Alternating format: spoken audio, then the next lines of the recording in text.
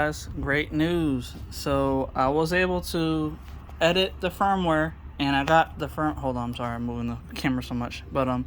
So yes, I updated the firmware for the Merlin firmware, and I'm gonna show you. I'm gonna go up and it's gonna go clockwise, which is perfect because that's to go up. So 1, 2, 3. You can see that stepper motor is moving clockwise, and so is that one. It's lifting this up. So now it's going up. Well, that was only 10. So if I just keep on clicking it, it'll keep on going up a lot. I'm just going to keep clicking it. You can see that it's still moving. It's only doing 10 millimeters basically. And that's fine with me, just as long as it's working. And it had that one stepper motor over there has enough strength and torque that it's able to lift up everything. Both lead screws and the whole gantry for the Z-axis. So that stepper motor's doing fine, and that lead screw is doing great. So it's not getting stuck or jamming up or doing anything strange. And you see it's still spinning because I clicked it a lot for 10 millimeters. So it's going to keep on going up until it's done with all those 10s that I clicked.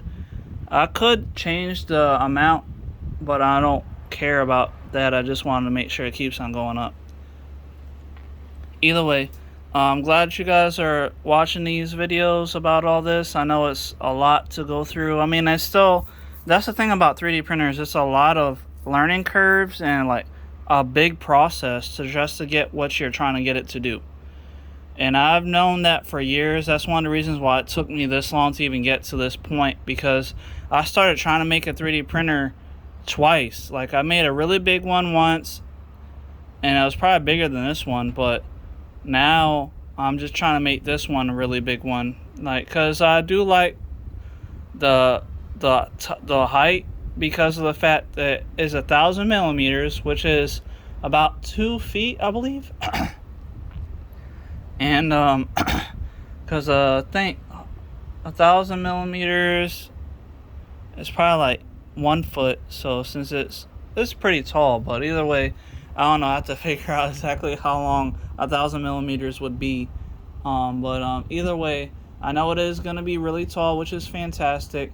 And yes, the problem I still would have is the heated bed, because I do have a silicone heated AC pad that I can add to this. I'm just worried about if it's going to be too heavy for it to move on the motor. And I mean, I do have a NEMA 23 stepper motor, so I can probably like configure that to get it to work for this, but honestly, I'm just going to try using the NEMA 17s that I have, and then we'll see what happens. But now that we're done with the Z for the most part, all I got to do is tweak. I got to 3D design this. That's the last thing that I have to do for the Z, is the bracket on the right side of this machine, so that way it can be able to move without any real hardness, because like it's really tight on here. Even just moving in my fingers is hard. So I'm gonna design me a new bracket for the back to mount this T-nut right here that you see, that it can be adjustable for the area that it needs to be at, just to make sure it's not tight as it is. And then I'll probably add me some grease. They do have grease. I have it on my eBay cart. There's a type of grease that is for 3D printer lead screws that I've actually bought plenty of times. Like, they even sell it at Lowe's. So like, I can go to Lowe's or order it from Amazon. Either way, doesn't matter. But I know that the grease actually helps out a lot. So I'm for sure going to be designing me a new back bracket for the T-nut and everything. And then I'm probably just still going to get the grease just to make sure it moves just fine.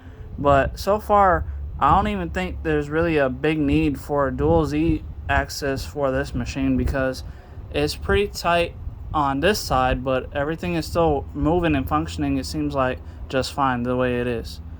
So all I gotta do for the rest of the Z would be the bracket that I need to make, and add an end stop, so that way when it goes down to the 0 position, that it clicks there, and then that's where the end position is.